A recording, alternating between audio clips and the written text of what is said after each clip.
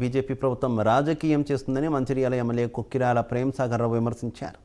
మంచిర్యాల జిల్లా కేంద్రంలోని ఆయన నివాసంలో ఏర్పాటు చేసిన విలేకరుల సమావేశంలో బీజేపీ విధానాలపై ప్రేమ్సాగర్ రావు ఘాటుగా స్పందించారు.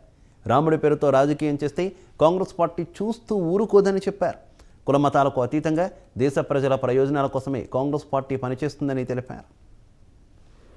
ఆర్ఎస్ఎస్ వాళ్ళ మాతృ ముస్లింల ఓట్ల కోసం లేకపోతే మైనార్టీల ఓట్ల కోసం మేము హిందువులను దూరం చేస్తాం, హిందువులకు అంటే మెజార్టీ హిందువులను వ్యతిరేకం చేస్తున్నామని చెప్తున్నాం. దానికి ఒక్కటే చెప్తా, ఈయనైతే అసలు గుట్టాలని తెచ్చిపెట్టింది. కానీ వాళ్ళ పెద్ద పెద్ద నాయకుల ప్రయోజనంలో వాళ్ళ ప్రధానమంత్రి పుట్టిందే 1950లో. వీళ్ళందరి గురించి మాకు రాముల గురించి చెప్పే అవసరం లేదు. ఆర్ఎస్ఎస్ వాళ్ళ మాతృ సంస్థ ఆర్ఎస్ఎస్ అనేది పొలిటికల్ పార్టీ కాదు, సంఘం. అంటే బీజేపీ పుట్టి నల్లకెళ్ళి ఆర్ఎస్ఎస్ సంస్థ స్థాపించింది 27 సెప్టెంబర్ 1925.